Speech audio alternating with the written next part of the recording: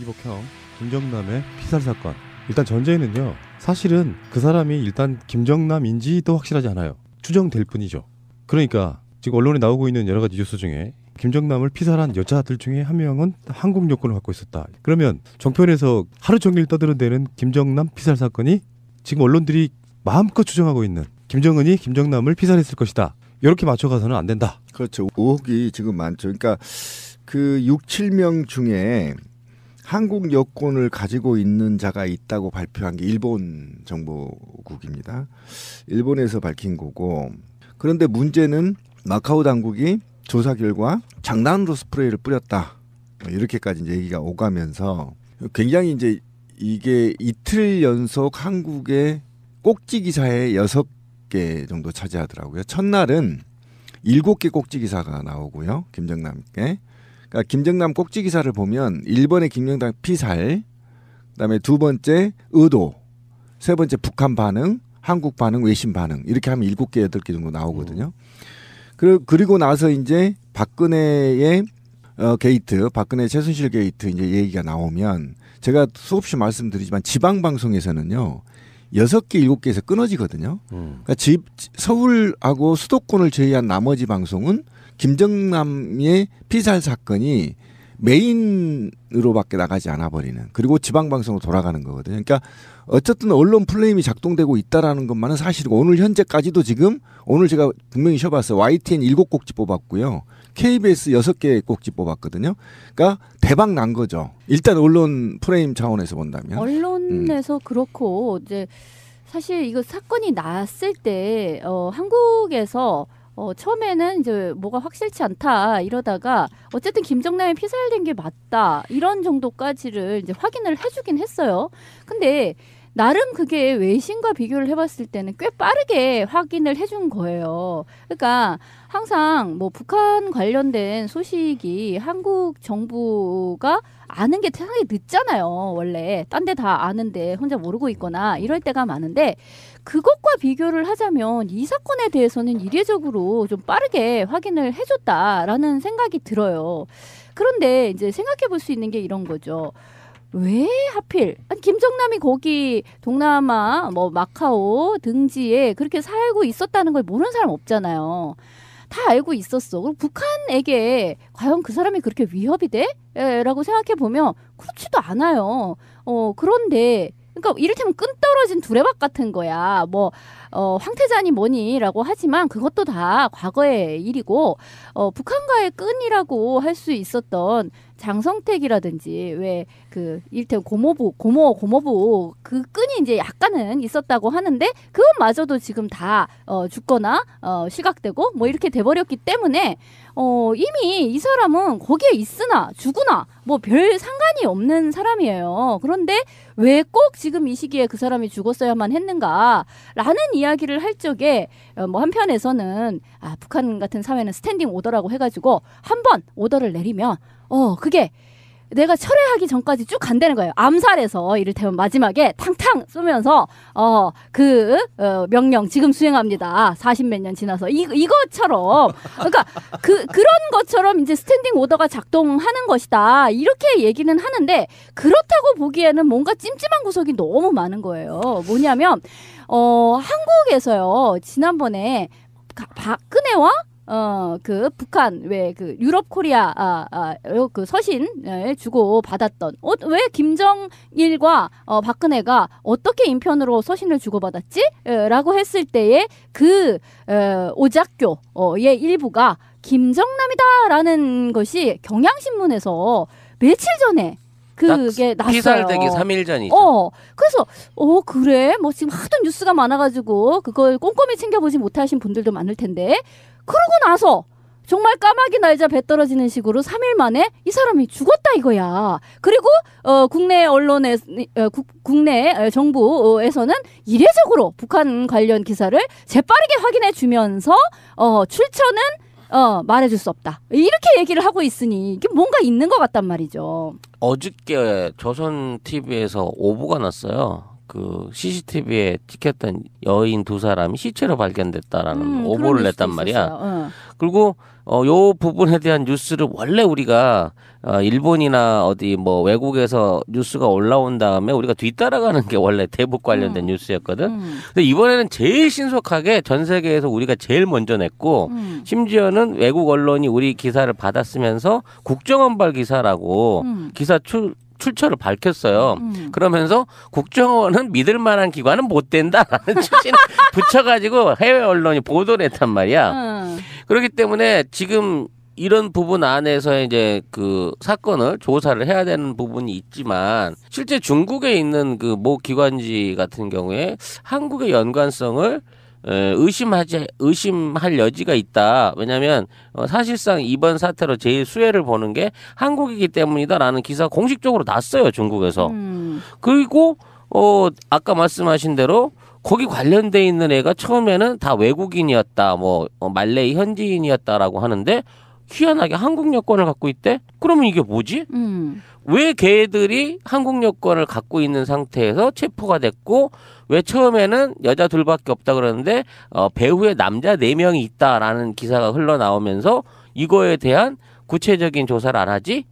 그 애들은 여자들만 잡히고 남자들은 다 어디 간 거지? 의혹이 계속 꼬리를 물고 지금 새로운 뉴스를 양산하고 있는 거예요. 그러니까 이게 한국하고 연관성 처음에 얘기가 나왔을 때는 그냥 이제 대충 이런 식의 얘기였었어요. 아, 예전에 김정남이 한국 남한으로 이렇게 그걸 뭐 망명을 시도한 적이 있었다.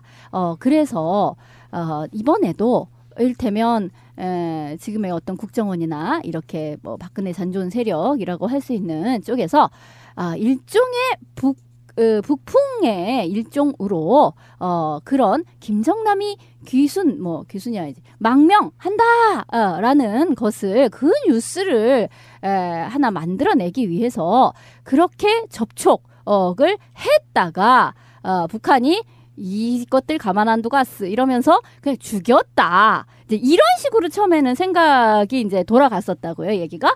근데 그게 아니라 지금 여기에 이제 사건에 가담한 사람들 중에 한국 여권을 소지한 사람이 있다라고 하니 단지 이렇게 망명을 시키려고 하다가 북한이 그것을 감지하고서 죽였다 이런 개념이 아니라 사실은 이 죽음 자체에도 한국 뭐 국정원이나 이런 등등이 관여된 것이 아닌가라는 이제 얘기까지가 나오는 거죠.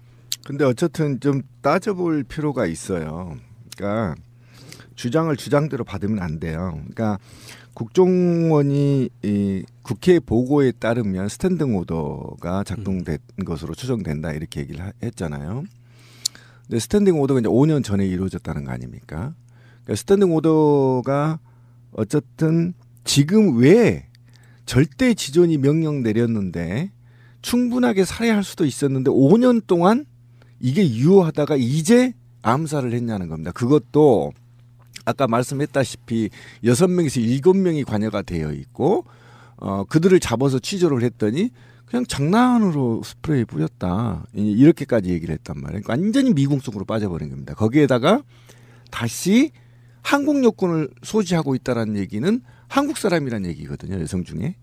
그러니까 그런데 이 보도가 일본과 중국에서 나오고 있다는 겁니다. 그런데 사실은 우리가 기존에 알고 있듯이 김정남과 어쨌든 그의 아들이죠. 김한솔이 한국 국정원이 일부 정보를 또는 위치를 파악하고 있다라고 알고 있었지만 실제로 이번 사건에서 드러난 게 중국 당국에서 김한솔 같은 경우 다 관리되고 있었고 김정남도 김정남도 그렇게 했다는 거죠. 그러니까 사실은 그런 측면에서 봤을 때 스탠딩 오더가 지금 이행됐어야 할 이유가 없다라는 겁니다. 그것도 굉장히 치밀하고 조직적으로 한 게 아니라 허술하게 했다는 거 아닙니까? 여성들을 동원해서. 그래서 이거는 지금 신뢰성이 떨어졌다고 보는 것이고, 그다음에 두 번째 국정원이 지금 발표한 게 아니고 국회에 이제 보고한 게 북한의 권력 다툼의 시작이라고 얘기한다 이렇게 얘기했는데 아까 진미님 얘기를 했을 겁니다. 지금 김정남은 원래 북한에서 살지 않았습니다. 회의로 떠돌아다녔고 북한에 누구도 그의 지지자나 추종자가 없다고 지금 발표되는 거거든요. 그렇다고 치면 지금 김정은을 위협할 만큼의 김정남이 권력을 갖고 있느냐? 이건 뭐 국정원에서도 그럴 수가 없다라고 말을 했기 때문에 자기들의 말에 거짓말을 지금 다는 그렇죠. 거죠. 그냥 해외 낭인이에요. 낭인이죠. 낭인인 거고 그다음에 이제 개인 채무 관리이나 또는 원한인데 재밌네. 이게 원한일 가능성에 대해서는 전 제로입니다. 이런 사람들은 원한을 살 수가 없어요. 왜냐하면 모두가 다 정보 요원들이 미국의 CIA도 감시하죠. 한국의 정보원도 감시하고 사실은 이 누구죠? 그 아들 기반솔이도 우리 국정원이 근거리는 못하지만 원거리에서 지금 하고 있다라는 거 아닙니까? 그러니까 그렇게 감시 대상들이 어떻게 채무 관계를 가질 수 있느냐 저는 그렇게 보지 않습니다. 그러면 이 김정남의 사망설로 저는 아직 이제 분명히 말씀드린 진짜 김정남인지는 확인을 못 하고 있는 거 아닙니까? 그죠? 이것도 지금 확인이 안 되고 있는 거예요. 여권상의 김철 이렇게 돼 있기 때문에 그러니까 이렇게 돼서 최대의 수혜자는 누구냐를 보면 된다는 거죠. 누구라고 생각해요, 여러분은? 뭐 박근혜 아니겠어요? 이재용일 수도 있고. 아니 왜냐면 이 뉴스 딱 터졌을 때가 이재용 지금 구속영장 지금 기다리고 있는 상황이잖아 지금 우리가. 근데 뉴스 이걸로 다 덮었잖아 지금. 아니, 나는 이제 이번 뉴스를 하면서 그 공항 CCTV가 TV조선에서 이렇게 공개적으로 노출이 되고 얘가 범인이라고 딱 찍어서 할 수 있는 이건 사실상에 굉장히 중요한 범죄 증거 아니에요? 근데 말레이 경찰이 제공한 것도 아니고 어떻게 구했는지 모를 공항 CCTV를 우리나라의 찌라시 조선이 세계에서 가장 먼저 증거 자료로 구해갖고 틀고 있는 거야. 아니 그거는 국정원이 아마 그 해외의 공항 그 쿠알라룸푸르 공항이잖아요. 그거를 CCTV를 구해서 국정원이겠죠. 그걸 구한 건. 그래서 TV조선에다 꼰질러서 이제 줬겠죠. 구하긴 쉽냐고 공항 CCTV가. 그 다른 방송에 나간 이야기인데 우리 새날 패널 분들이 찾아낸 거예요. 그 뉴스가 첫 생산은 TV조선. 이게 외신으로 가. 외신에서 TV조선 발로 이야기를 하면 그거를 연합뉴스가 받았어. 그래서 연합뉴스는 외신에 의하면이라고 뉴스를 쓰는 그런 거죠, 말이야. 아하, 뭐 거의 밀무역 그 수준이구만요. 예. 그러니까 해외에서도 그랬다니까. 이번 뉴스는 한국발 국정원발 뉴스라고 CNN이 공개적으로 출처를 밝혔어요. 그러면서 거기 덧붙였다니까. 국정원은 믿을 만한 기관은 아니다라고. 국정원이라고 하는 것이 예를 들어서 밀접한 뭐 북한에 관련된 주요 인사 중에 하나니까 밀접하게 관리한다도 있지만 국정원이 막 설레발을 치면서 뭔가를 띄우는 것에는 또 다른 의도가 있을 수밖에 없고 국정원 자체가 아까 우리 송 작가 이야기처럼 해외의 신들이 정확히 알고 있네. 정말 믿지 못할 것. 그러니까 정치적으로 뭔가를 공작을 해야 되는 것이기 때문에 그러니까 이게 문제예요. 사실은 국가안보 차원에서는 국정원이 믿을 만한 기관이라면 국민들이 웬만한 정보들은 다 믿고 이렇게 덤빌 텐데 계속 늑대가 나타났다 하다가 진짜 늑대가 나타났는데 국정원이 늑대가 나타났다고 이게 안 믿어버린다는 게 문제라고 저는 생각하거든요. 지금도 뭔가 이상해. 그러면 이게 뭔가 이상한 공작을 하고 있겠거니라고 생각해버리는 이 나라 구조에 국정원은 정말 철저하게 반성을 해야 된다고 생각해요. 내가 만약에 정말 김정남을 암살할 거면 이렇게 허술하게 안 합니다. 이 수법이요. PC 훔치다가 걸린 수법하고 비슷하고요. 이상하다. 네, 간첩단 사건을 조작하다가 공문서를 위조했던 정보기관 수법하고 비슷해요. 아니 근데 왜 그러냐면 공항은요. 공항은 가장 보안이 철저한 곳이죠. 보안이 철저하고 CCTV가 완벽하게 설치된 곳이에요. 그런데 왜 거기서 할까요? 보라고. 일부러 보라고 하는 거죠. 증거를 남겨야 되기 때문에. 증거를 남기고.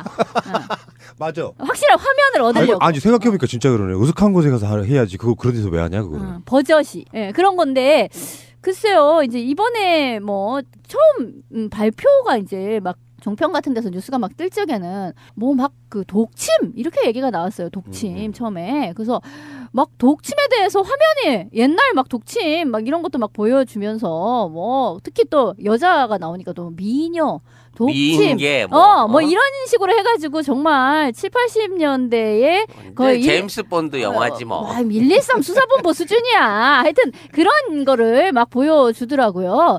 근데 그러다가 독침 아니래 스프레이래 이제 이렇게 얘기가 됐어요. 그래서 독침하고 스프레이는 사실 좀 격이 많이 다르잖아요. 독침은 좀 스페셜하지 않나요? 그거 독침을 가지고 있다는 거 이렇게 원래 코미디에서 후 해야 되는데 지가 마시고 막 이래서 목으로 막 들어가고 막 그러니까 아무나 못하는 거잖아. 그거는 나름 특수한 기술과 어떤 훈련을 가진 사람이 하는 건데 스프레이 이거는 너무 민간인 티가 풀풀 나잖아요. 근데 아니 그렇게 막 공개된 장소에서 스프레이를 뿌렸는데 그 얼굴에 스프레이 맞은 사람은 확 가면은 그게 옆으로 분사되면은 그러니까 그건 너무 그 대상을 특정하기 참 어려운 무기다. 스프레이는 뭐 그런 생각도 드는데 어쨌든 지금 한 사람 잡힌 사람 그 티셔츠에 롤이라고 써 있었다는 이제 그 여성분은 뭐 그랬다는 거예요. 뭐 난 잘 모르고 그리고 뭐 그러니까 일단은 그 사람이 대체 누군지 왜 이게 뭐에 해당되는 사건인지조차를 잘 모르는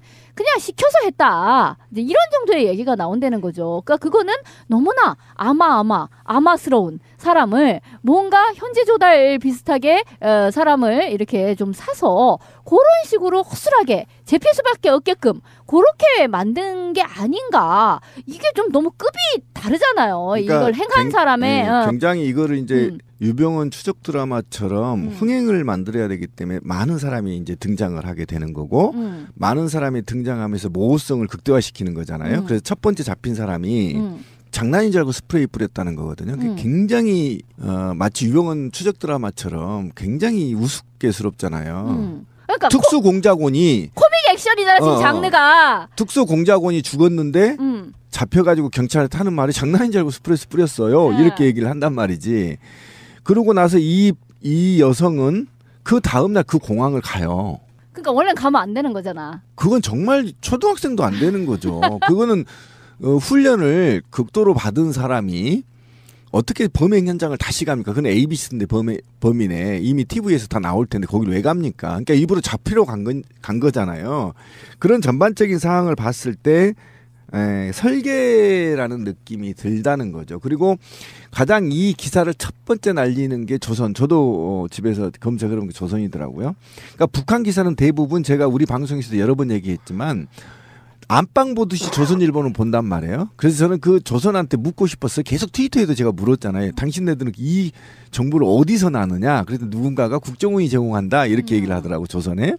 근데 조선이 가장 먼저 이 기사를 썼다는 것은 어쨌든 설계의 냄새가 좀 난다라는 거예요. 국정원 요즘에 장난질 안 하는 것 같아요. 이렇게 한 번만 그런 게 아니라 대부분 그런 분위기야. 그래서 제가 그런 얘기했죠. 제가 봤을 때는 SNS라든지 팟캐스트 같은데 분명히 그런 세력이 들어와 있는 게 분명히 보이고 그게 조직화되어 있지 않은 뭐 일베라고 해도 굉장히 꽤 많은 사람들이 활동하는 걸로 보이고 권력을 잃으면 사실상 거의 모든 것을 잃는 자들이 그런 것을 포기했을 리가 없다라고 말하는 것처럼 지금 현재 이 중요한 지점에서 그들이 할 수 있는 최고의 박근혜 구하기일 수도 있다는 생각을 해봐야 된다. 박근혜 구하기라고 말하진 않았습니다. 그런 의심을 해봐야 된다는 거고 지금까지 국정원이 정말 잘해온 기관이라고 하면 그런 의심 안 하겠지만 지금까지 정치적 요소마다 그런 식으로 장난질을 해댔고요. 국정원 간첩 조작 사건도 그 중요한 정치적 시기에 행해졌던 것이고 심지어 세월호 사건도 국정원과 연관이 있는 것으로 나오고 있는 것이고 생각해보면은 지금 또 언론들이 아직도 역사적 교훈이 없이 조작질 비슷한 거. 그러니까 설사 그게 북한의 행위라고 해도 너무 과도하게 정치 쪽으로 약간 몰아가려고 하는 뉴스 덮어버리기 이런 분위기 또는 국면 전환용으로 써먹으려고 하고 있지 않은가 뭐 이런 생각을 한번 해봐요. 그러니까 나 이게 처음 그 나온 소스가 TV조선이잖아요. 근데 이게 듣기에 따라서는 조선중앙TV 인 것 같아. 이게 막 그렇지. 헷갈리잖아요, 항상. 그래서 북한에서 그렇게 발표를 했나 보다. 이렇게 느낌이 와요. 그 혹시 콘텐츠 공유하는 무슨 MOU 같은 게 맺고 그러지 않았을까?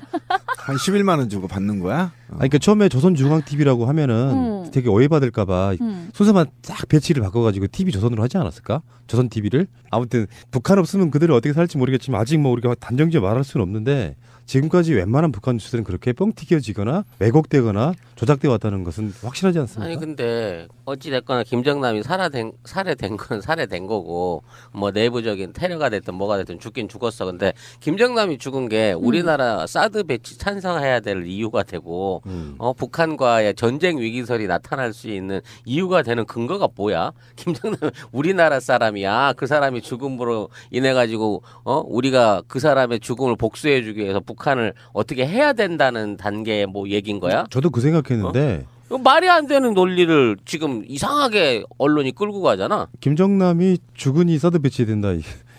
굉장히 맥락 없는 덕침은 사드로 깨부셔야 되는 거야? 사드로. 이게 우리가 이제 우리식으로 확대 해석하고 약간 조정을 해보면 사드 배치하기 위해서 하는 여러 가지 짓거리 중에 하나. 저 간악한 북한 놈들 핵폭탄도 터뜨릴 수 있다. 뭐 이런 논리? 그러니까 아니 그 극우 단체 집회 같은데 가면은요. 이제 도대체 저희 얘기가 무슨 어떻게 말하지나라는 어떤 네. 신비한 것을 보게 되는데 뭐 이런 거죠. 김정은은 일테면 무슨 짓을 하는지 알 수가 없는 사람이라는 거예요. 그러니까 일테면 지난번에 지 고모부도 그렇게 죽이는 자다. 그래서 우리 입장에서는 그 내부 문제지라고 생각되는데 이제 그 사람들은 이야기하기를 저 봐라 얼마나 공포스럽고 이를테면 미치광이 같고 즉흥적으로 무슨 짓이든 할 수 있는 예측 불허의 인물이다 보니 남한을 대상으로도 무슨 도발을 할지도 모른다 이런 식으로 이야기를 말더라고요. 그러니까 사실 이게 뭐 김정남이 죽든 뭐 어쩌든 솔직히 뭐 이 국내하고도 분명히 연관은 있어 보입니다만 어쨌든 설사 그걸 다 빼고 순전히 주장하는 것처럼 그냥 김정은이 죽였다. 라고 아주 심플하게 받아들인다 하더라도 내부 문제죠. 자기네들의 내부 문제이고 이를테면 자기 관리 아니겠습니까? 그러니까 자기 권력 또는 측근 관리 뭐 이런 개념이라고 볼 수가 있는 거죠. 굳이 그 얘기를 그렇게 열심히 하고 싶으면 아니 왜 오촌 조카 살인 사건 같은 거는 안 잡는 거야? 그 비슷한 사건이잖아요. 굳이 말하자면 측근에 대한 암살 테러 뭐 이런 건데 아니 그건 이제 그쪽 동네에서 알아서 하시라고 하고 정말 그게 북한에서 한 거고 남한이 전혀 개입이 없는 거다고 하면 그거는 그쪽에서 알아서 하시라고. 그럼 우리는 우리 쪽 이런 왜 라면을 먹다 죽는지라든가 이런 거를 좀 수사를 제대로 해야 되지 않나 싶어요. 네, 그러니까 어쨌든 결론은 다 도출이 된 것 같습니다. 저도 이제 같은 생각인데 김정남이 이 죽었다고 해서 이틀 연속 7, 8꼭지를 뽑아가면서 온 나라를 뒤집어 놓고 있는 거냐. 그리고 이재용 구속이나 특검에 지금 압수수색 영장 재청구 관련해서 법원 판결이 남아있죠. 그다음에 박근혜 씨가 지금 특검하고 헌재에 지금 출두를 해야 되거든요. 그 문제가 있는 것이고 그다음에 이제 이게 바로 6개월간 570건인가요? 그다음에 사과문 발표하기 하루 전날 127통을 통화를 최순실과 박근혜가 했다라는 거 새벽까지 밤을 새서 밝혀지고 있고 그다음에 이제 가장 큰 문제는 어쨌든 더불어민주당 내부에 지금 경선의 흥행 경선에 200만을 지금 모집하겠다는 거 아닙니까? 이 경선에 찬물을 끼얹는 것은 사실이거든요. 결과적으로 그러니까 김정남이 죽었다 하더라도 결과적으로는 이거를 우리가 설계에 의해서 죽인 게 아니더라도 너무나 과하게 앞선 보도를 통해서 선동적 언론 프레임을 만들므로 인해서 이게 이제 그동안에 왔던 사드 문제 그다음에 다른 이제 종북몰이가 시작된 게 아니냐. 그다음에 그 다음에 이제 어떤 단계가 궁금해지는 거 아닙니까? 김정남이 죽이고 다음엔 어떤 사건이 터질 거냐가 지금 국민적 관심 아닙니까? 사실은 이런 관심들을 끌어내고 있다라는 것이 지금 가장 큰 문제인 것이고 더더욱이 지금 이런 엄청난 사건들이 지금 현안 1000만이 넘는 시민들이 모여서 지금 이 적폐를 청산하였던 현안들이 뒤로 자꾸 밀리고 있는 것만은 사실이다. 그렇다고 친다면 누군가는 이것을 설계한 게 아니냐라는 의혹이 지금 국민들이 사고 있다라는 것이고 저는 깜짝 놀랐어요. 고등학교 3학년 우리 아이가 이 기사를 저하고 논의도 하기 전에 박근혜가 했대. 어린아이 입에서 박근혜가 했대요? 그래서 깜짝 놀랐어. 너는 제가 증거도 없이 무슨 큰일 날 녀석이네. 너 그러니까 이 아버지 누구야? 아내가 신비님입니다. 아니야. 그럴 줄 알았어. 아니야. 내 아들인지 확실히 아직 유전자 검사 안 해봤어. 그러니까 아내가 얼굴이 이렇게 굳어지면서 너 그거 어디서 들었니? 애들이 다 그래. 이렇게 되는 애들이 거예요. 다 그래. 그러니까 어머나. 믿지를 않는다는 겁니다. 이렇게 6꼭지, 7꼭지 해도 믿지를 않는다는 거죠. 그런데 제가 더 놀란 것은 정치권에 있었어요. 그동안에 국민의당이 사드 반대 당론이었거든요. 바로 찬성으로 돌아서잖아요. 그게 뭔 상관이냐고. 근데 김정은한테 뭐 개인적으로 은혜 입은 거 있어? 그러니까 민주당 경선 날 사실 그 즈음에서 이렇게 플러스 마이너스 터진 거잖아요. 그래서 실제로 민주당 분위기도 이게 뭐지? 그러니까 언론이 지금 당일날 문의 전화 관련했고 그것만 70만 건 그리고 등록한 게 30만 건 정도 된다고 하는데 그렇죠. 그 분위기에 언론이 거기에 전혀 홍보해주지 않는 민주당 경선 시작 때 단신 정도지 지금 실제적으로 김정남으로 덮어버렸단 말이에요. 그래서 그 이슈 때문에 아까 국민의당도 변화도 있는 거지만 확실히 영향을 주려고 하는 의도는 분명히 있다. 일어난 사건은 팩트라고 해도 그 팩트를 이용해 먹는 자들은 확실히 이 박근혜 탄핵과 대선 판에서 영향을 주려고 하는 분명히 바로 의도가 있었다. 그겁니다. 그게 아주 섬세한 부분인데 그다음에 새누리당의 움직임을 보면 돼요. 새누리당이 누굴 공격하는지 아세요? 문재인과 국민의당을 공격하기 시작했어요. 집단적으로. 그러니까 사드 찬성해야 된다. 그것도 부족하다.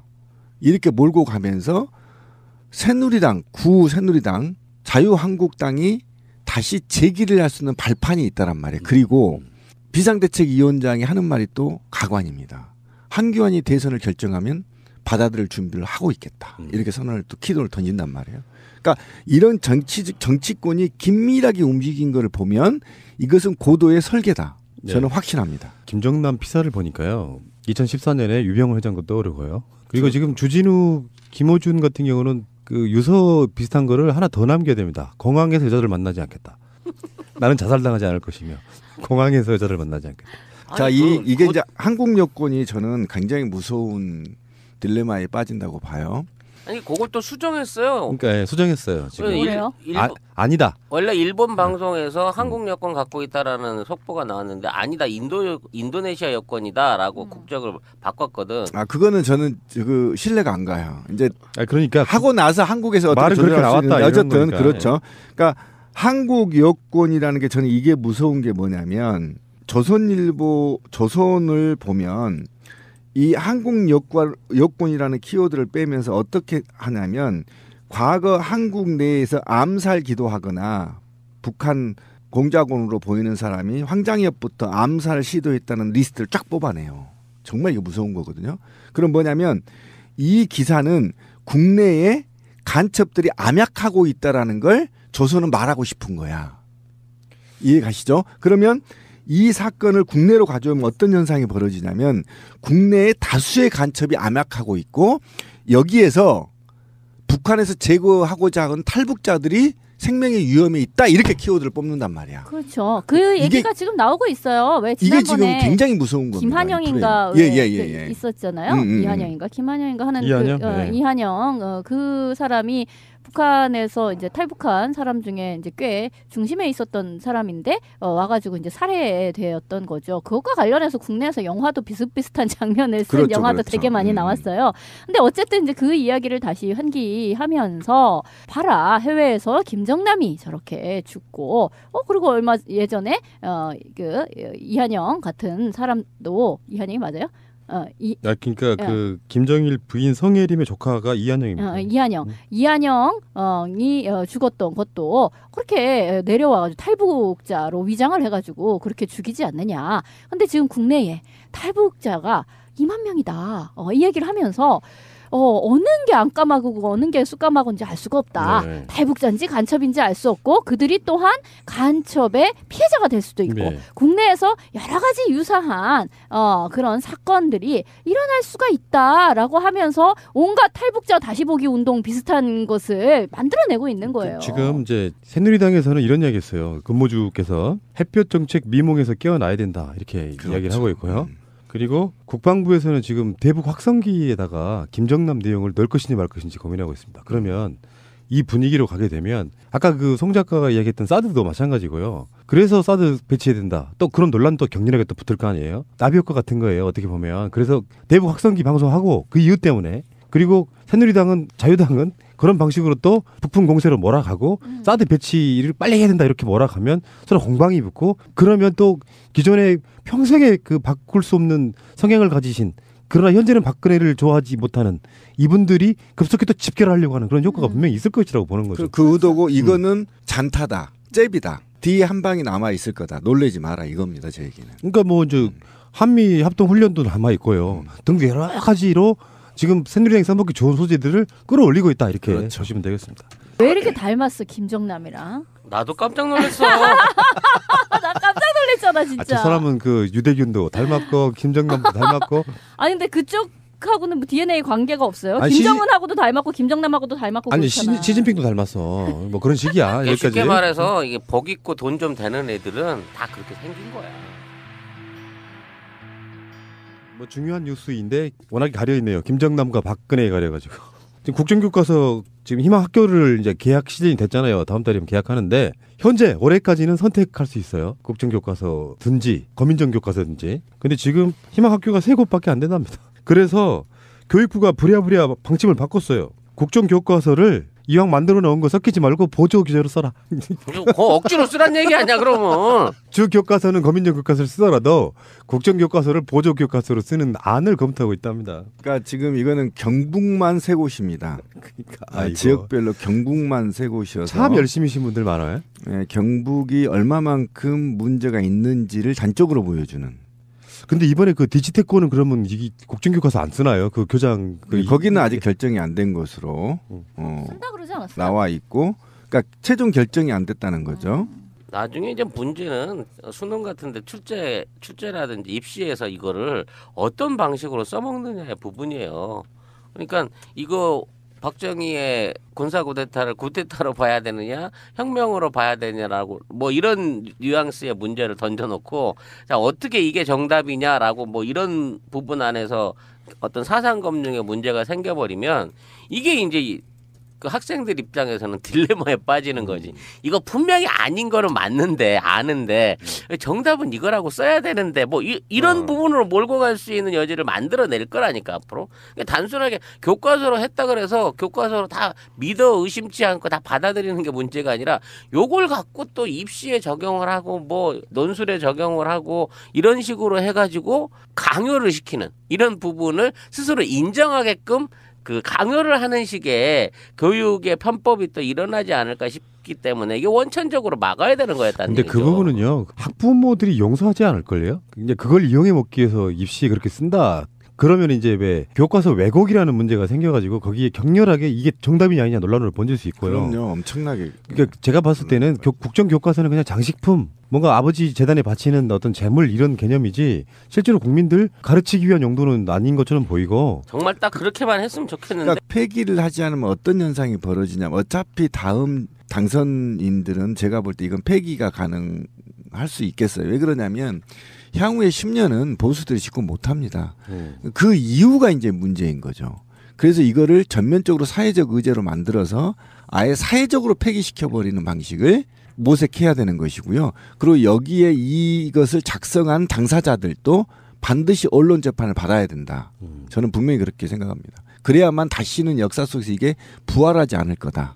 전공도 아닌 사람들 뭐 데려다가 막 숫자 부족하니까 현대사 같은 데는 막 전공이 상업 뭐 이렇게 가르치시는 분들 교과서 집필위원으로 오고 막 그랬었잖아요. 네. 근데 아까 송 작가 이야기 좀 의미심장한 얘기가 있었는데 수능 같은 게 예를 들어 교과서대로만 나온다면 사실은 외국을 떠나갖고 굉장히 바람직한 일이거든요. 어렵게 꽈버리니까 애들이 힘들어가지고 입시 자체가 좀 복잡해진 상황 아니에요.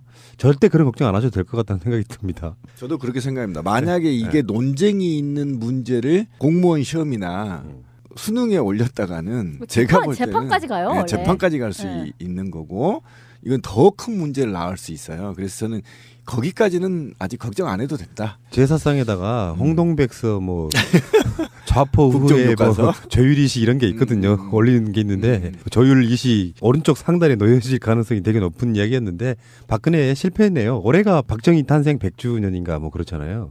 근데 어쨌든 이걸 지금 세계 학교 교장은 사회적으로 해임 요구를 좀 해야 될 것 같고요. 그다음에 이 결정 과정이 절차상의 문제가 학교 내에서 없었는지 그리고 이거를 반대하는 교사를 징계까지 지금 요구하고 있는 상황이어서 저는 이 세 곳도 어쨌든 지역에 깨어있는 시민들의 조직된 힘으로 교장을 해임을 요구하거나 학교 내에서 사용하지 못하도록 또는 극단적인 방법도 있을 수 있어요. 전학을 시켜버리거나 학생들을. 그래서 그 학교를 아예 폐교시켜버리거나 이런 방식을 하지 않으면 이 역사교과서, 국정교과서는 반드시 언젠간 또 부활한다. 이 부활을 막아야 됩니다. 아예 공개적으로 사회적으로 불태우지 않으면 이 친일 교과서나 독재를 미화하는 교과서는 계속 꿈틀거리고 있습니다.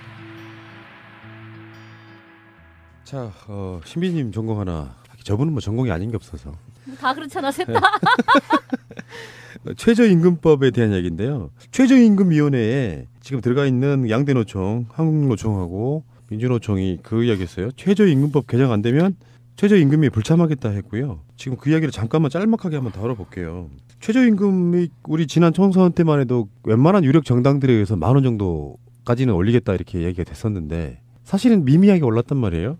나 이번에 최저임금 관련해가지고 이거 회의에서 나온 아니 돈이 뭐가 그렇게 많이 필요하니? 그러면서 뭐 사람 혼자 가족 없이 사는 사람이면은 뭐 이만큼이면 되지라고 이제 계산을 뽑아내는 거예요. 근데 그 계산을 뽑아낼 때 정말 뭐 그 주거 월세 뭐 30만 원, 뭐 통신비 뭐 6만 원 뭐 이런 식으로 해가지고 다 잘라가지고 나중에 남는 금액이 18만 원 정도밖에 안 될 때까지로 끊어내면서 이 정도면 된대. 그러니까 그런 어떤 계산법으로 사유하는 것 자체가 정말 이 사람들의 최고 목표는 국민을 개돼지로 만드는 게 목표로구나라는 생각이 들더라고요. 그 설날 제가 고향 내려갔었잖아요. 근데 우리 형님 딸 조카가 알바를 하더라고. 바로 집 옆에예요. 걸어서 한 1분 정도.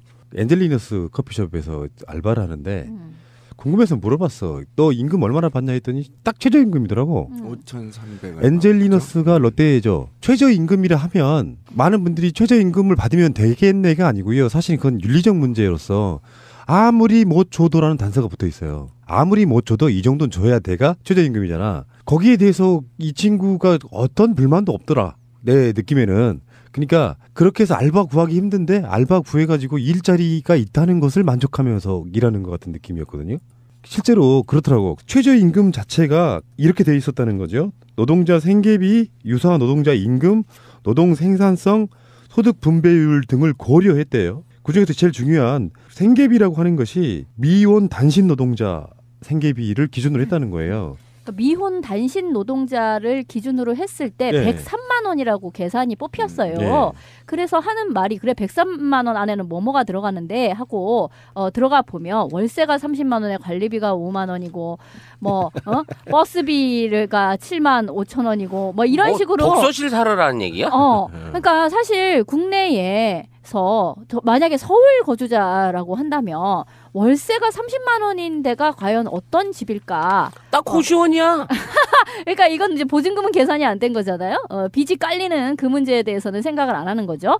하여튼 그렇게 전부 계산을 해서 18만 원이나 남네 같은 소리를 하고 있는 거죠. 28만 원이 남는다는 거군요. 잔액이 통신비 8만 원, 통신비 8만 원은 인터넷 요금, 5구 요금제를 적용하여 그렇게 해가지고 다 빼서 28만 원이 남는데요. 이거는 정말 숨만 쉬고 사는 거죠. 숨만. 최저임금을 결정하는 최저임금위원회라는 게 있는데 거기 구성이 총 27명으로 돼 있어요. 근데 그중에 노동자 쪽에서 9명, 사용자 쪽에서 9명, 그리고 나머지 9명이 공익위원인데 이 사람들을 고용노동부 장관이 제청해서 임명해. 네, 맞아요. 그러면 그래서 최저임금이 안 오르는 부분이 있다는 거예요. 고용노동부 장관이 애초에 취지대로 노동부 관점에서 노동자 편에 서는 게 아니잖아요. 우리나라는. 특히 이명박근혜 정권 같으면 사용자 편에 서버리잖아.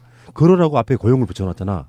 그러니까 18대 9로 싸우는 측면이 없잖아 있는 거예요. 그래서 이 중에 이제 3분의 2가 찬성을 해야만 최저임금을 결정하기 때문에 계속 난항을 겪고 있는 거죠. 근데 지금 6470이잖아요. 그죠? 2017년 6470인데 어쨌든 최저임금을 산정하는 데 있어서 굉장히 한국노총이나 민주노총은 과학적으로 접근하고 있어요. 아까 진미님 얘기했지만 그러니까 우리나라가 지금 노동계가 한국에서 서울에서 최저 인간으로서 목숨을 연명하는 수준이 150만 원 정도 될 거예요. 좀 노동계가 요구한 게. 근데 이거를 해봐야 51시간, 그러니까 5인 사업장 이하 51시간을 하더라도 110만 원 정도밖에 되지 않는다는 거 아닙니까? 그럼 나머지는 국가나 노동부가 발표하더라도 40만 원이 매월 빚을 지게 돼 있는 거잖아요, 지금. 그죠? 그러니까 그런 상태에서 감안했을 때 그래서 최저임금은 10,000원을 줘야 150원마에 맞는다는 거죠. 도시생활자들이 살 수 있는 최저임금 빚지지 않고 살 수 있는 비용이죠. 이거는 그냥 연명용이죠. 연명용. 그런데 그것보다 더 낮은 게 있는 것이고 일본은 지금 10,000원이 넘어버렸죠. 굉장히 높습니다. 그러니까 그런 게 추세예요. 미국도 마찬가지고. 그런데 한국만 굉장히 지금 완고하게 버티고 있는 거죠. 자본들이. 그러면서 자본들은 온갖 부패와 특혜를 받고 있는 거죠. 그리고 임금 인상에 관련된 비중을 할 때요. 그냥 퉁 쳐가지고 뭐 5%, 뭐 7% 이런 식으로 하게 되면요. 이 임금 격차와 소득의 격차를 줄일 수가 없어요. 지금 100만 원 받는 사람 7% 올려준다고 해봐야 7만 원 올려주는 거잖아. 근데 똑같이 1,000만 원 받는 놈은 70만 원 올라간단 말이에요. 같은 직장 안에 있는 상황 하에서도. 그러니까 나는 임금 인상률이 아니라 임금 단계, 그러니까 최저임금 단계를 105만 원 수준이라고 했으면 이걸 120만 원, 140만 원 같은 형태로 저임금층한테는 상승률을 높게 줘야 되고 고임금층한테는 상승률을 줄이는 방안으로 해가지고 어느 정도 분배를 해줄 수 있는 사회적 대책이 필요하다는 거야. 계속 똑같은 임금 상승률로 갖고 상승률로 해서 전체적으로 올려줬으니까 이 정도면 충분해라는 식의 지금 임금 계산법은 근본적으로 문제가 있다는 걸 제시하고 싶은 거예요. 그러니까 아니 나는 이 이제 계산법이 너무 경악스럽다라고 느끼는 게 뭐 월세 30만 원 뭐 그것도 그거지만 다 뭐 공과금 기본적으로 드는 거 다 뺐을 때 18만 원 남는다 그랬어요 아까. 18만 원에서 그 한도 내에서 내가 갖춰본 소득인 거야 이를테면. 그러면 그런 진짜 뭐 치킨이라도 한 마리 사 먹는다든가 영화를 한 편 본다. 그거는 불가능해지는 거죠. 18만 원에서 이제 돈 10,000원 한 장 들고 발발발발 떠는 상태가 되는 거예요. 그런데 결국 모든 사람이 대략 이런 삶을 기본으로 맞다라고 인정을 한다고 하면 내수가 도대체 여기서 살아날 구석이 어디 있냐는 거예요. 전부 노동자들의 삶을 이렇게 숨만 붙어 있는 카데바 상태를 만들어 놓고 나면 도대체 국내에서 5만 내수 진작을 위한 짓거리를 얘기하고 또는 무슨 결혼율이 떨어지네 뭐 자식을 안 낳네 하는 그 온갖 이야기를 해대고 있지만 도대체 이거 안에서 어떻게 연애를 하고 결혼을 하고 가족을 구성하는 얘기가 이게 성립이 되냔 말이야. 그러니까 결국 이런 거의 로봇처럼 최저 생계만을 유지하면서 출퇴근만 하라는 얘기야. 그래서 기계야 기계 그러니까 로봇 또는 이주 노동자 이런 정도의 삶을 유지하는 그런 노동자를 많이 만드는 게 이 사람들의 꿈인 거예요. 그리고 너무 웃긴 게요. 최저임금이라고 하면 그게 안전 최저 정말 맨 바닥을 얘기하는 거고 그거보단 더 줘야지 개념으로 우리가 받아들여야 되는데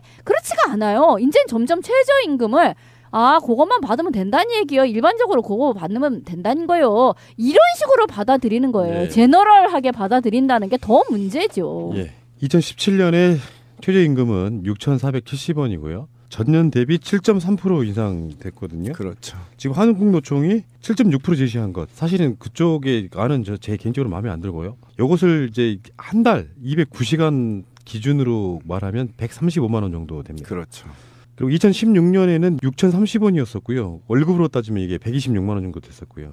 그러니까 9만 원 정도 올랐던 거죠. 적용 대상이 있습니다. 1인 이상 근로자, 오너가 아닌 한 명이라도 알바를 쓰게 되면 지켜야 되는 법이고요. 그렇죠. 이거는 이제 안 지키면 처벌을 받는 조항이거든요. 근데 아까 이제 지라시님 말씀하셨는데 이거는 이제 최저임금의 적용의 범위를 넘은 노동자들은 이거에 연동으로 임금을 결정하지 않아요. 노사 간의 협력에 의해서 임금을 결정하지 최저임금이 적용이 안 되고요.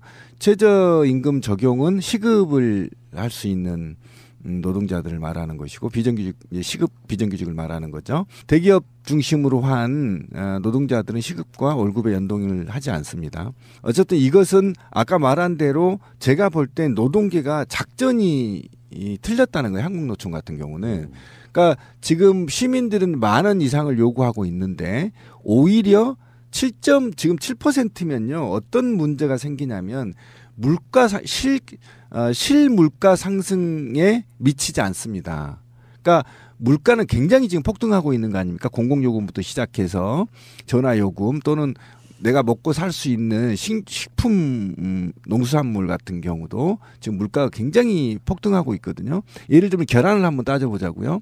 계란이 지금 2배가 올라버렸다는 거 아닙니까? AI 때문에.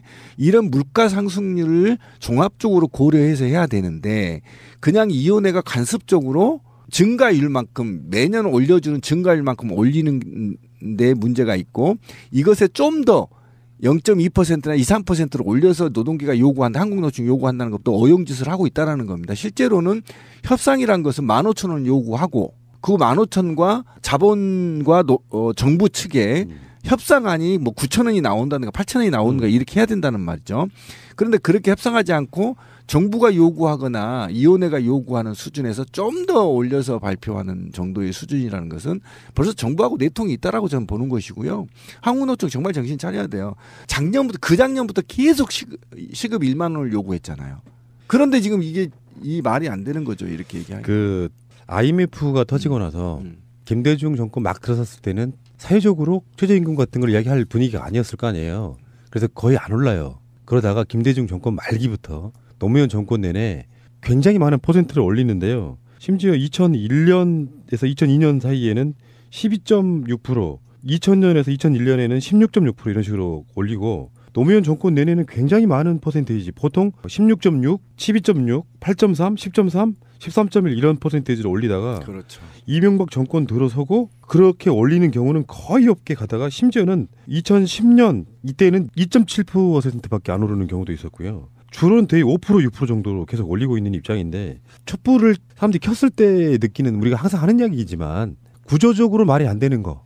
사회적 관념에 사로잡혀가지고 사용자 입장에서만 보면 최저임금을 올리면 그들이 망할 길에도 할 것처럼 이야기하지만 사내 유보금이라든지 그 세금 문제라든지 해서 그들이 노동자들에게 조금 더 쓴다고 한들 그 회사가 망하겠습니까? 항상 제가 주장하는 게 있거든요. 건강한 노예론. 노예를 부려먹으려면 좀 제대로 먹이고 입히고 해서 제대로 부려먹어라. 그거 뭡니까 그게. 하루 8시간 일해가지고 아까 벌어들이는 금액이 120만 원, 130만 원 정도밖에 안 되잖아요. 그러니까 지금 임금 2017년도에는 주 5일제로 8시간을 해서 주 40시간, 일 8시간 주 40시간을 하면 총 급여가 21일 하는 거죠. 그럼 142만 5천 원 아닙니까? 그런데 이것이 이제 풀로 해야 되는 것이어서 제가 예전에 일본에 다녔을 때요. 일본은 공무원들이 직업이 2개예요. 되게 신기하더라고요. 그러니까 6시에 퇴근을 하잖아요. 그러면 4시간을 알바를 해요. 아, 공무원도 알바를 해요? 예, 거기서는 가능해요. 예, 일본에서는 겸직이 하는데 근데 이 4시간을 왜 하냐고 물어봤더니 이 공무원 월급이 적지 않거든요. 일본에서도. 그런데 물가가 너무 높다 보니까 부족하다라는 겁니다. 그래서 4시간을 얘기하면 21일 44시간을 더 벌 수 있잖아요. 공무원들이. 그러면 이 사람이 사실상 근무는요. 8 플러스 12시간을 일을 하는 겁니다. 그렇죠. 투잡이니까. 이게 문제가 되는 겁니다. 이게 그죠? 그런데 이 사람 제가 대화한 사람은 8시간이지만 혹자는 한 번 더 한다고 하는 사람도 있답니다. 쓰리잡을? 아니 A 그 24시에서 4시간 하고 B로 이동해서 B로 가서 4시간을 하고 집에 들어간다는 겁니다. 알바를 2탕을 뛴다고? 그러면 이제 1시에 집에 들어가게 되는 거죠. 2탕을 뛰고. 아이고야. 그리고 아침 6시나 출근하고.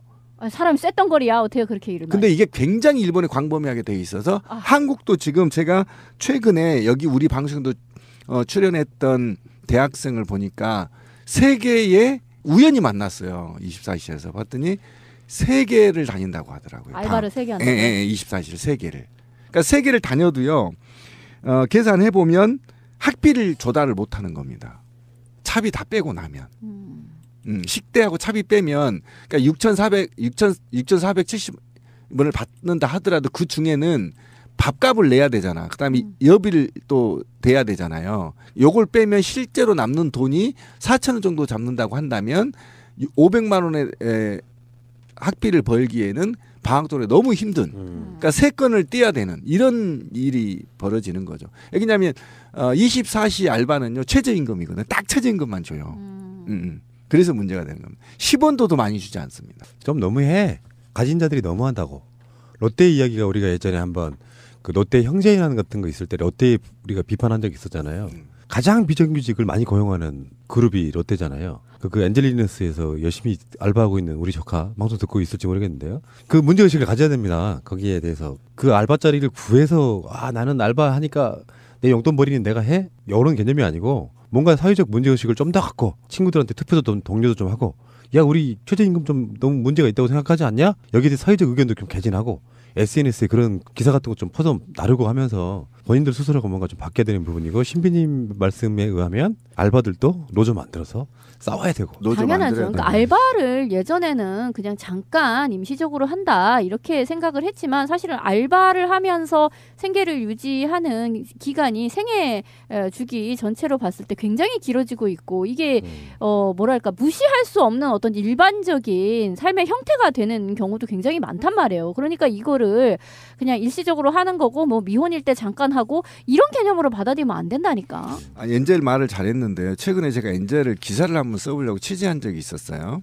정말 악질적인 난 대기업들을 사장들 1위부터 100위를 딱 광화문에 놔두고 호텔을 다 뽑아버렸으면 좋겠어요.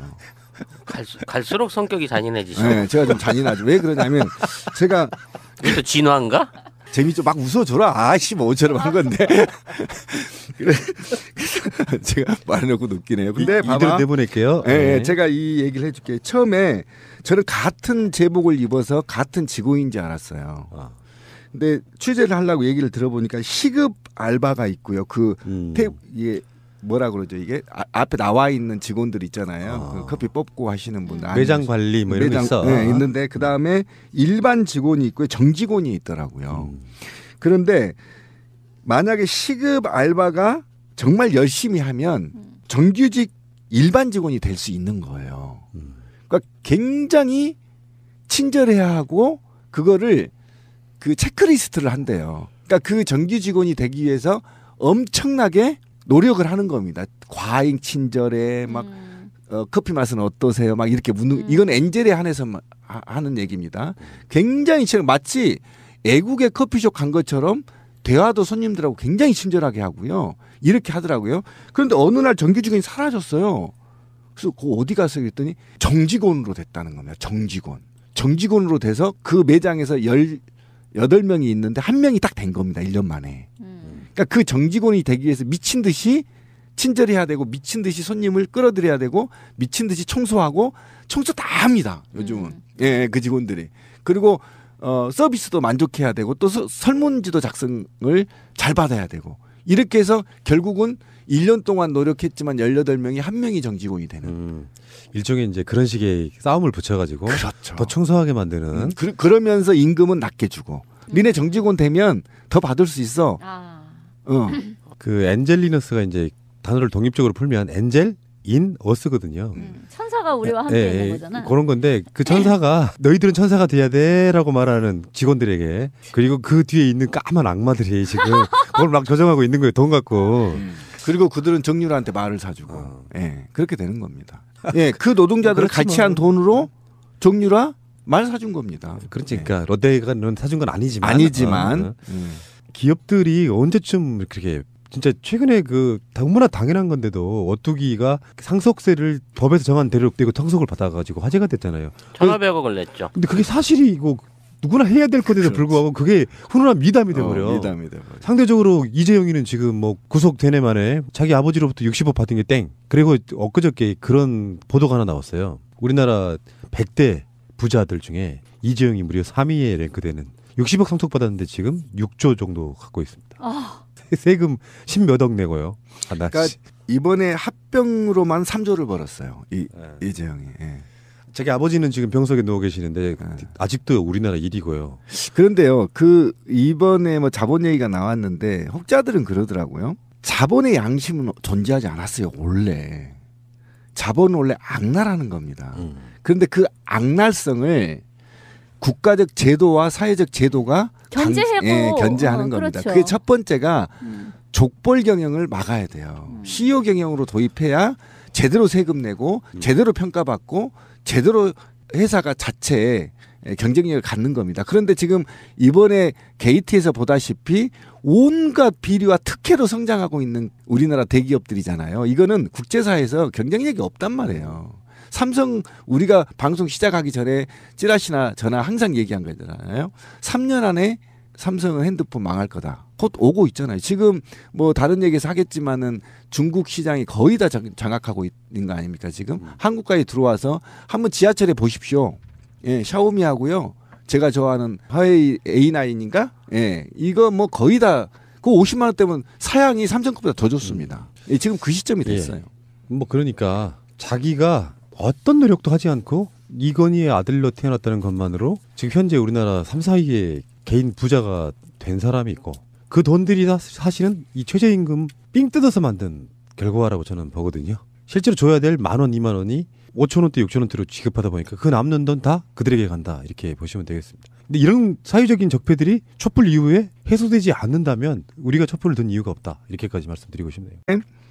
발표한 게 아니고 국회에 이제 보고한 게 북한의 권력 다툼의 시작이라고 얘기한다 이렇게 얘기했는데 아까 진미님 얘기를 했을 겁니다. 지금 김정남은 원래 북한에서 살지 않았습니다. 해외로 떠돌아다녔고 북한에 누구도 그의 지지자나 추종자가 없다고 지금 발표되는 거거든요. 그렇다고 치면 지금 김정은을 위협할 만큼의 김정남이 권력을 갖고 있느냐? 이건 뭐 국정원에서도 그럴 수가 없다라고 말을 했기 때문에 자기들의 말에 거짓말을 지금 다는 그렇죠. 거죠. 그냥 해외 낭인이에요. 낭인이죠. 낭인인 거고 그다음에 이제 개인 채무 관리이나 또는 원한인데 재밌네. 이게 원한일 가능성에 대해서는 전 제로입니다. 이런 사람들은 원한을 살 수가 없어요. 왜냐하면 모두가 다 정보 요원들이 미국의 CIA도 감시하죠. 한국의 정보원도 감시하고 사실은 이 누구죠? 그 아들 기반솔이도 우리 국정원이 근거리는 못하지만 원거리에서 지금 하고 있다라는 거 아닙니까? 그러니까 그렇게 감시 대상들이 어떻게 채무 관계를 가질 수 있느냐 저는 그렇게 보지 않습니다. 그러면 이 김정남의 사망설로 저는 아직 이제 분명히 말씀드린 진짜 김정남인지는 확인을 못 하고 있는 거 아닙니까? 그죠? 이것도 지금 확인이 안 되고 있는 거예요. 여권상의 김철 이렇게 돼 있기 때문에 그러니까 이렇게 돼서 최대의 수혜자는 누구냐를 보면 된다는 거죠. 누구라고 생각해요, 여러분은? 뭐 박근혜 아니겠어요? 이재용일 수도 있고.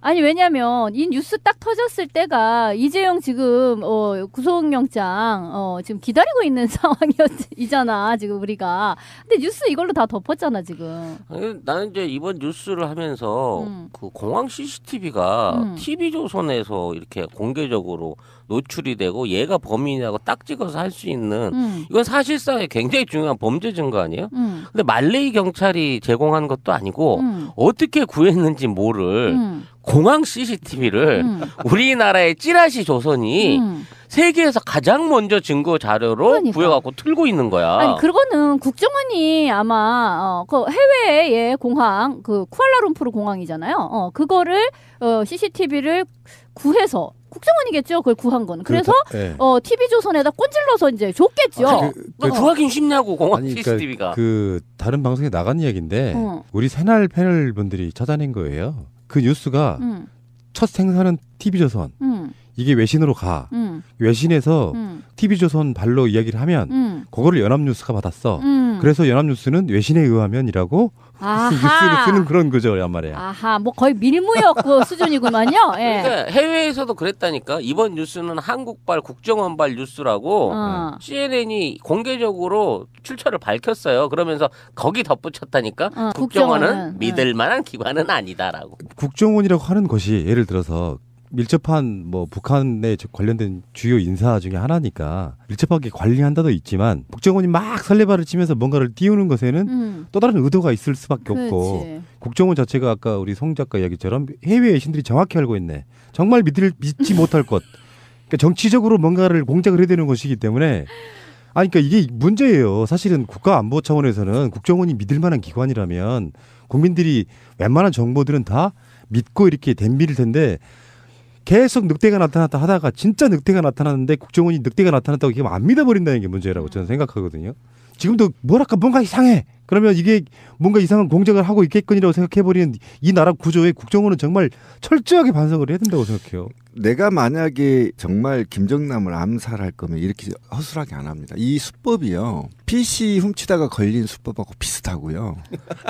이상하다. 네, 간첩단 사건을 조작하다가 공문서를 위조했던 정보기관 수법하고 비슷해요. 네. 아니 근데 왜 그러냐면 공항은요. 공항은 가장 보안이 철저한 곳이죠. 보안이 철저하고 CCTV가 완벽하게 설치된 곳이에요. 그런데 왜 거기서 할까요? 보라고. 일부러 보라고 하는 거죠. 증거를 남겨야 되기 증거를 때문에. 남겨야 남기고 맞아. 확실한 화면을 얻으려고. 아니 생각해보니까 진짜 그러네. 으슥한 곳에 가서 해야지. 그거 그런 데서 왜 하냐 그거는. 버젓이. 예, 그런 건데 글쎄요. 이제 이번에 뭐 처음 발표가 이제 막 종편 같은 데서 뉴스가 막 뜰 적에는 뭐 막 그 독침 이렇게 얘기가 나왔어요. 독침 처음에. 그래서 막 독침에 대해서 화면이 옛날 막 독침 막 이런 것도 막 보여.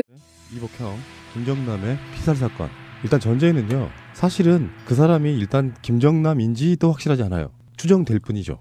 그러니까 지금 언론에 나오고 있는 여러 가지 뉴스 중에 김정남을 피살한 여자들 중에 한 명은 한국 여권을 갖고 있었다. 그러면 정편에서 하루 종일 떠드는 김정남 피살 사건이 지금 언론들이 마음껏 추정하고 있는 김정은이 김정남을 피살했을 것이다. 이렇게 맞춰가서는 안 된다. 그렇죠. 의혹이 지금 많죠. 그러니까 그 6, 7명 중에 한국 여권을 가지고 있는 자가 있다고 발표한 게 일본 정보국입니다. 일본에서 밝힌 거고. 그런데 문제는 마카오 당국이 조사 결과 장난으로 스프레이를 뿌렸다. 이렇게까지 이제 얘기가 오가면서 굉장히 이제 이게 이틀 연속 한국의 꼭지 기사에 6개 정도 차지하더라고요. 첫날은 7개 꼭지 기사가 나오고요. 김정남께. 그러니까 김정남 꼭지 기사를 보면 1번에 김정남 피살, 그다음에 2번째 의도, 3번째 북한 반응, 한국 반응, 외신 반응 이렇게 하면 7개, 8개 정도 나오거든요. 그리고 나서 이제 박근혜의 게이트, 박근혜 최순실 게이트 이제 얘기가 나오면 제가 수없이 말씀드리지만 지방 방송에서는요 6개, 7개에서 끊어지거든요. 그러니까 서울하고 수도권을 제외한 나머지 방송은 김정남의 피살 사건이 메인으로밖에 나가지 않아 버리는 그리고 지방 방송으로 돌아가는 거거든요. 그러니까 어쨌든 언론 플레임이 작동되고 있다라는 것만은 사실이고 오늘 현재까지도 지금 오늘 제가 분명히 쉬어봤어요. YTN 7꼭지 뽑았고요. KBS 6개 꼭지 뽑았거든요. 그러니까 대박 난 거죠. 일단 언론 프레임 차원에서 본다면. 언론에서 그렇고 이제 사실 이거 사건이 났을 때 한국에서 처음에는 이제 뭐가 확실치 않다 이러다가 어쨌든 김정남이 피살된 게 맞다 이런 정도까지를 이제 확인을 해주긴 했어요.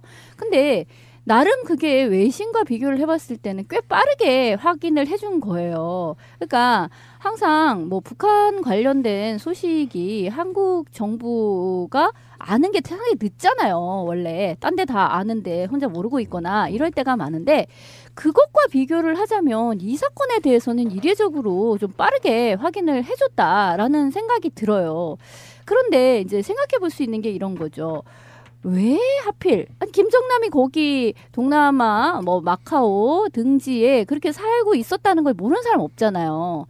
다 알고 있었어. 그럼 북한에게 과연 그 사람이 그렇게 위협이 돼? 라고 생각해 보면 그렇지도 않아요.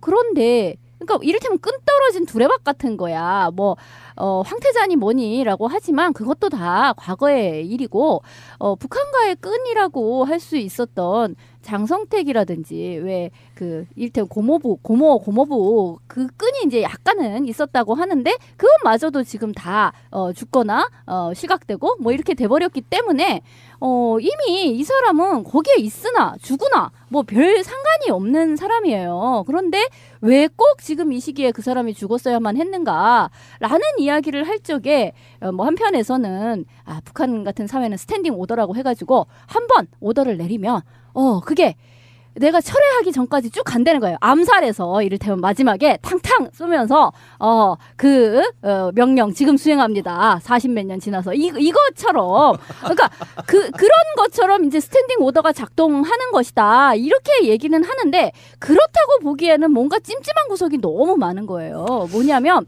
한국 한국에서요 지난번에 박근혜와 그 북한 왜 그 유럽 코리아 그 서신을 주고 받았던 왜 김정일과 박근혜가 어떻게 인편으로 서신을 주고 받았지? 라고 했을 때에 그 오작교의 일부가 김정남이다라는 것이 경향신문에서 며칠 전에 그게 났어요. 피살되기 3일 전이죠. 그래서 그래 뭐 지금 하도 뉴스가 많아가지고 그걸 꼼꼼히 챙겨보지 못하신 분들도 많을 텐데 그러고 나서 정말 까마귀 날자 배 떨어지는 식으로 3일 만에 이 사람이 죽었다 이거야. 그리고 국내 언론에 국내 정부에서는 이례적으로 북한 관련 기사를 재빠르게 확인해 주면서 출처는 말해줄 수 없다. 이렇게 얘기를 하고 있으니 이게 뭔가 있는 것 같단 말이죠. 어저께 조선 TV에서 오보가 났어요. 그 CCTV에 찍혔던 여인 2사람이 시체로 발견됐다라는 오보를 냈단 말이야. 그리고 요 부분에 대한 뉴스를 원래 우리가 일본이나 어디 뭐 외국에서 뉴스가 올라온 다음에 우리가 뒤따라가는 게 원래 대북 관련된 뉴스였거든. 근데 이번에는 제일 신속하게 전 세계에서 우리가 제일 먼저 냈고 심지어는 외국 언론이 우리 기사를 받았으면서 국정원발 기사라고 기사 출처를 밝혔어요. 그러면서 국정원은 믿을 만한 기관은 못 된다라는 취지를 붙여가지고 해외 언론이 보도를 했단 말이야. 그렇기 때문에 지금 이런 부분 안에서 이제 그 사건을 조사를 해야 되는 부분이 있지만 실제 중국에 있는 그 모 기관지 같은 경우에 한국의 연관성을 의심할 여지가 있다. 왜냐하면 사실상 이번 사태로 제일 수혜를 보는 게 한국이기 때문이다라는 기사가 공식적으로 났어요. 중국에서. 그리고 아까 말씀하신 대로 거기 관련돼 있는 애가 처음에는 다 외국인이었다. 말레이 현지인이었다라고 하는데 희한하게 한국 여권을 갖고 있대? 그러면 이게 뭐지? 왜 걔들이 한국 여권을 갖고 있는 상태에서 체포가 됐고 왜 처음에는 여자 둘밖에 없다 그러는데 배후에 남자 4명이 있다라는 기사가 흘러나오면서 이거에 대한 구체적인 조사를 안 하지? 그 애들은 여자들만 잡히고 남자들은 다 어디 간 거지? 의혹이 계속 꼬리를 물고 지금 새로운 뉴스를 양산하고 있는 거예요. 그러니까 이게 한국하고 연관성 처음에 얘기가 나왔을 때는 그냥 이제 대충 이런 식의 얘기였었어요. 예전에 김정남이 한국 남한으로 이렇게 그걸 망명을 시도한 적이 있었다. 그래서 이번에도 이를테면 지금의 어떤 국정원이나 이렇게 박근혜 잔존 세력이라고 할 수 있는 쪽에서 일종의 북풍의 일종으로 그런 김정남이 귀순이 아니지 망명한다라는 것을 그 뉴스를 하나 만들어내기 위해서 그렇게 접촉을 했다가 북한이 이것들 가만 안 두고 갔어 이러면서 그냥 죽였다. 이제 이런 식으로 처음에는 생각이 이제 돌아갔었다고요, 얘기가. 근데 그게 아니라 지금 여기에 이제 사건에 가담한 사람들 중에 한국 여권을 소지한 사람이 있다라고 하니 단지 이렇게 망명을 시키려고 하다가 북한이 그것을 감지하고서 죽였다 이런 개념이 아니라 사실은 이 죽음 자체에도 한국 국정원이나 이런 등등이 관여된 것이 아닌가라는 이제 얘기까지가 나오는 거죠. 근데 어쨌든 좀 따져볼 필요가 있어요. 그러니까 주장을 주장대로 받으면 안 돼요. 그러니까 국정원이 이 국회 보고에 따르면 스탠딩 오더가 작동된 것으로 추정된다 이렇게 얘기를 했잖아요. 근데 스탠딩 오더가 이제 5년 전에 이루어졌다는 거 아닙니까?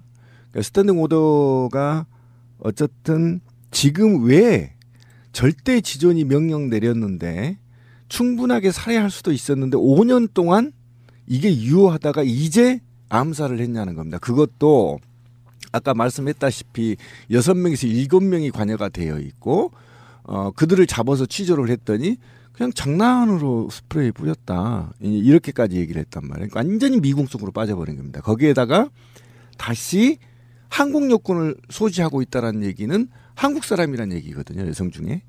그러니까 그런데 이 보도가 일본과 중국에서 나오고 있다라는 겁니다. 그런데 사실은 우리가 기존에 알고 있듯이 김정남과 어쨌든 그의 아들이죠.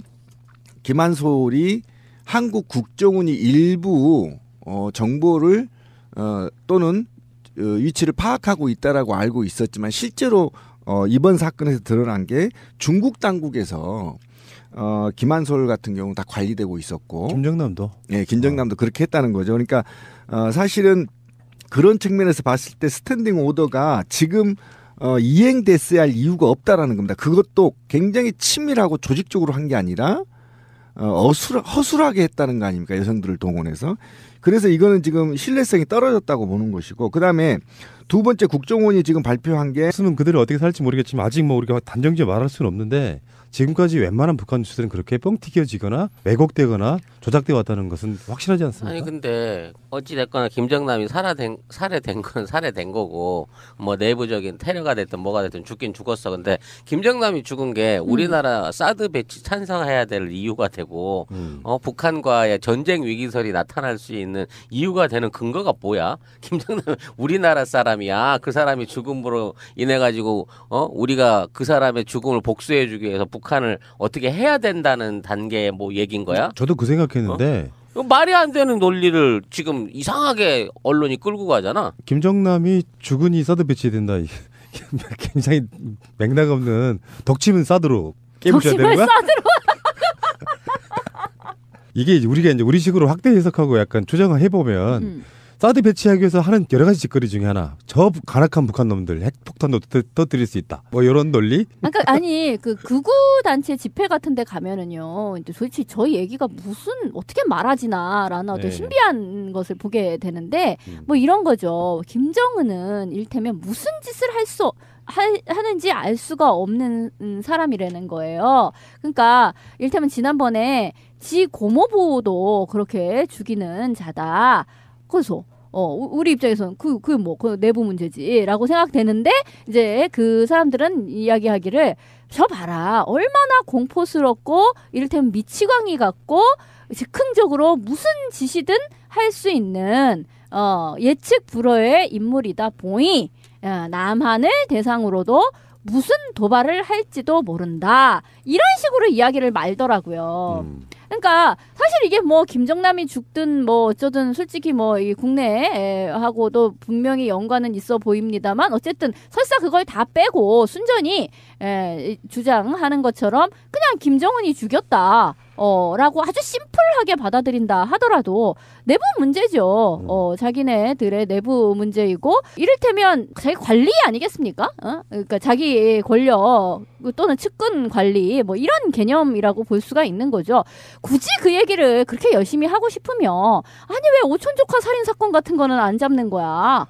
그 비슷한 사건이잖아요. 굳이 말하자면 측근에 대한 암살 테러 뭐 이런 건데 아니 그건 이제 그쪽 동네에서 알아서 하시라고 하고 정말 그게 북한에서 한 거고 남한이 전혀 개입이 없는 거다고 하면 그거는 그쪽에서 알아서 하시라고. 그럼 우리는 우리 쪽 이런 왜 라면을 먹다 죽는지라든가 이런 거를 좀 수사를 제대로 해야 되지 않나 싶어요. 네, 그러니까 어쨌든 결론은 다 도출이 된 것 같습니다. 저도 이제 같은 생각인데 김정남이 죽었다고 해서 이틀 연속 7, 8꼭지를 뽑아가면서 온 나라를 뒤집어 놓고 있는 거냐. 그리고 이재용 구속이나 특검에 지금 압수수색 영장 재청구 관련해서 법원 판결이 남아있죠.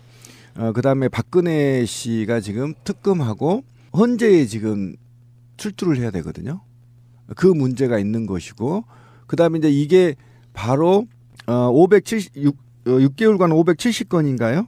그다음에 사과문 발표하기 하루 전날 127통을 통화를 최순실과 박근혜가 했다라는 거 새벽까지 밤을 새서 밝혀지고 있고 그다음에 이제 가장 큰 문제는 어쨌든 더불어민주당 내부에 지금 경선의 흥행 경선에 200만을 지금 모집하겠다는 거 아닙니까?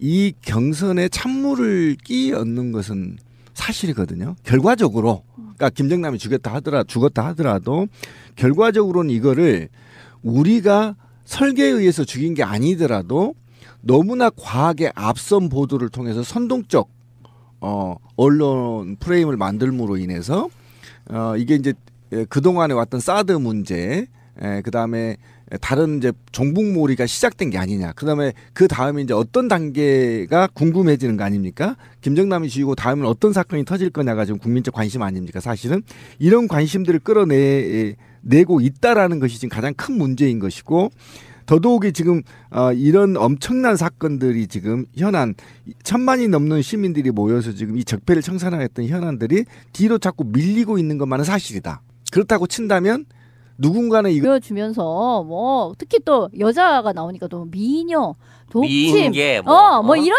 식으로 해가지고 정말 7, 80년대에 거의 제임스 본드 영화지 뭐. 113 수사본부 수준이야. 하여튼 그런 거를 막 보여주더라고요.